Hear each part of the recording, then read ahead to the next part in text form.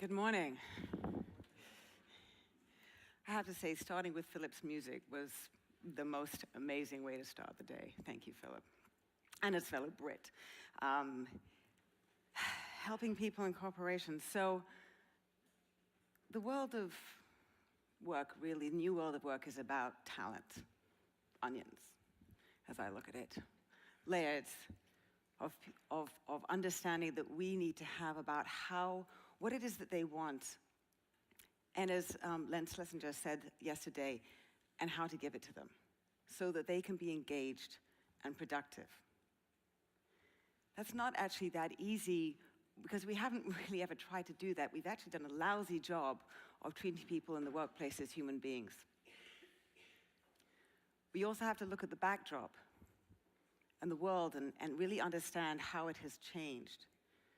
If you think about in the 50s, the economic boom after World War II, when 67% of women were working solely in the home, because you could have one breadwinner who could earn enough money to look after the whole household and buy a house, because the average income was twice, the average price of a house was twice the annual salary.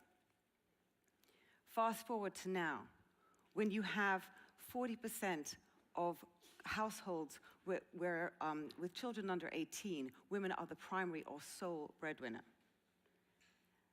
Families with dual income, married couples have gone from 25% to 60%. Never mind the fact that we're living longer and extended retirement. It is a world of change.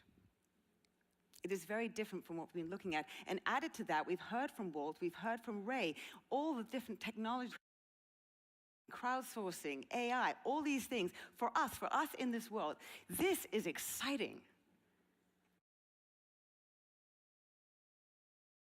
This is what we thrive on. It is so interesting to think about the possibilities and the application. Goodness. But we're actually not, this is not the norm for everyone. Not so much. When they think about what's going on, workplace flexibility, treating people as individuals and how we cater to that, I always put up a foosball table because, for me, that's a manifestation of a culture and how we're looking to sort of integrate work and play. Devices. Which device should we use? Which platform should we use to cater to people individually so they can be most productive? Culture and articulating a mission and a purpose so that people can connect, which we were hearing about yesterday. The linear, continuous, compounding career, which is over. And so the young people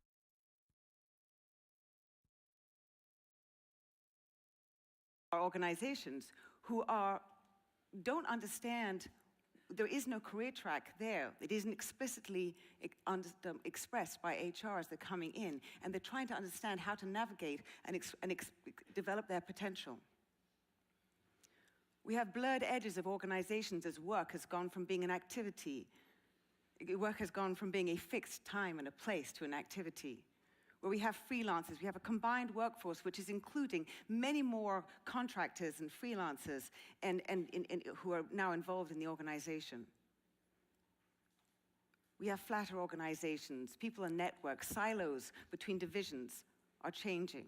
People are connecting so that we can work in a much more responsive way and ideas can be shared and feedback from customers utilized.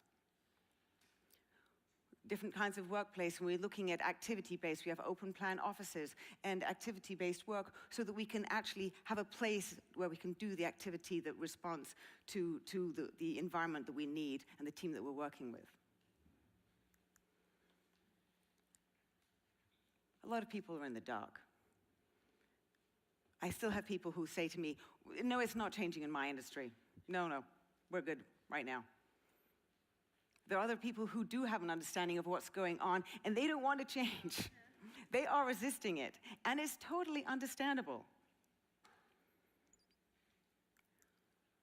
But the people who are in this room, we here are people who can help. We are comfortable in this environment of change, because it isn't a great environment to be innovating when people are using most of their energy to try and just cope with what's going on. We can actually help bring them along to this new place. We understand the language of change. We are already there. We're at that blackboard. We're putting our hand up. We are eager to change. But around us, the people are not as comfortable with that. And recognizing that is important. So back to the onion. So this onion is me. And really trying to understand myself so I can understand how to bring people, how to explain to them why I am comfortable in this changing environment. A Brit originally. I've lived in all these places.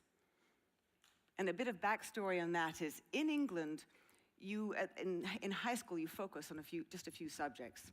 So I did maths, physics, and chemistry, and when I was going to college, I didn't know what I wanted to do because I knew I didn't want to study either maths, physics, or chemistry. So in England, that means you can do law, maybe, or something weird. And I didn't want to do law, so I actually considered doing industrial design, and I went to see my cousin, who happens, by amazing coincidence, to be in the audience.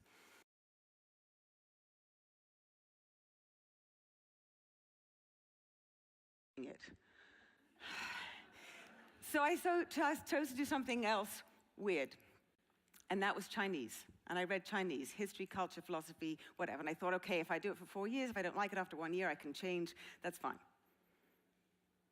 Fascinating.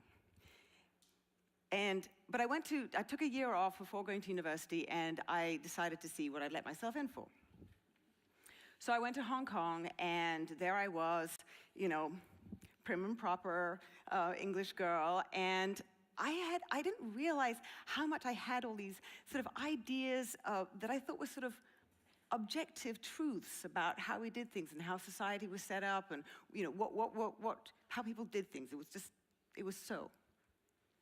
And there I was sitting at a dinner table with a whole bunch of Chinese, and I'm eating my rice with my chopsticks, and it's very hard like this.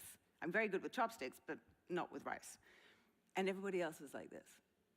And I was like, okay. And then I'm riding in taxis, and the taxi driver will open the door and spit, and then close it and drive on.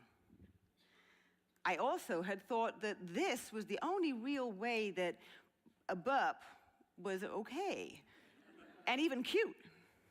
But I'd be talking to a woman, and she would burp in my face and not say, excuse me, and keep talking. And I actually had to take a step back and say, whoa, the things that I believed were the founding objective understanding of how we lived our lives and what was okay and what was not okay, they don't hold. And it's about context. And what I knew and what I understood was really based on my country, my culture, the way I've been brought up, things like that. And it really made me rethink my context and what I understood. And I started to see connections.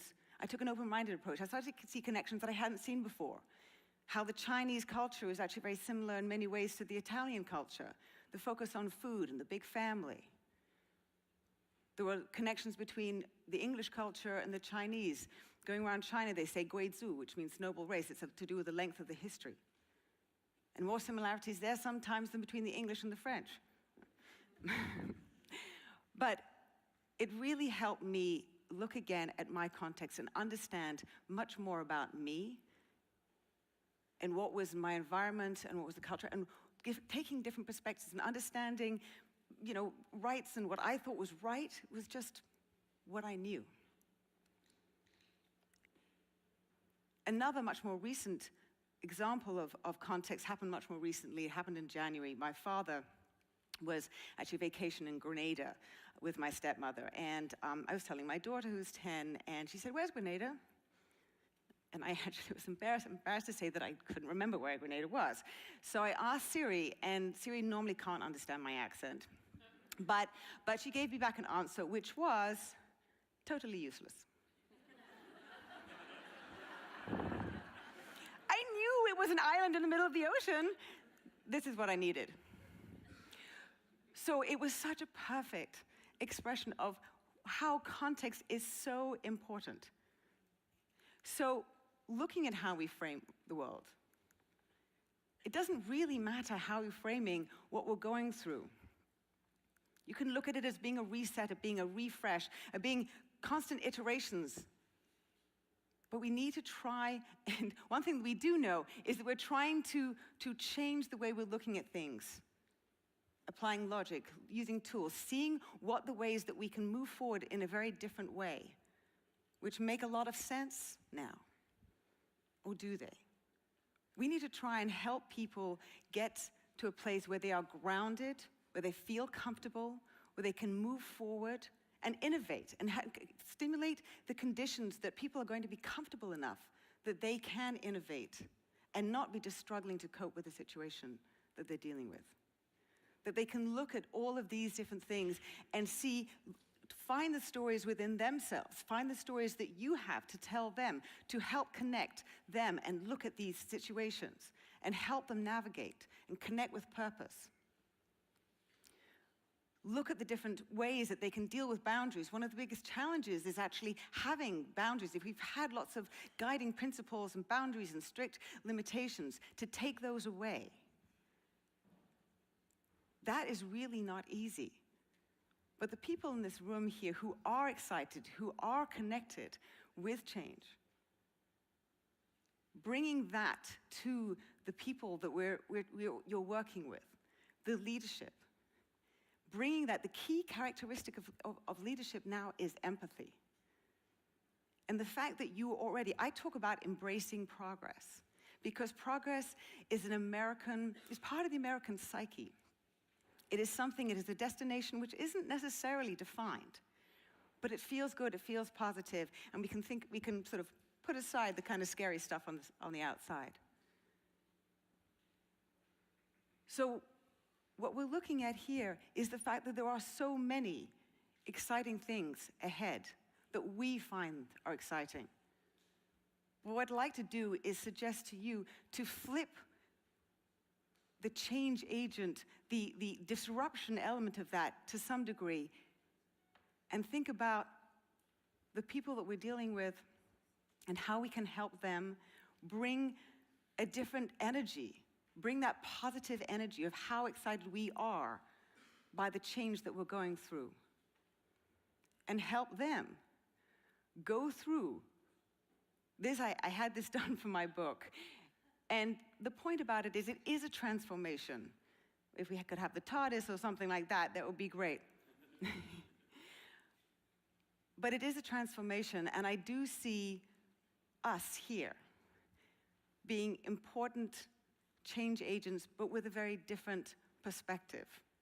Taking that different perspective, taking the stories that we each have that connect us, that help us understand why we're comfortable in this new world. In this changing world, it is not going to slow down. I always say that and it's a technical term here, that the next 5 to 10 years are going to be messy at best. And I truly mean that. But I think we are well-equipped, very well-equipped, to deal with that messiness, to harness that messiness, and really help people as well as ourselves, using stories, using that positive energy to transform the workplace and our lives. Thank you.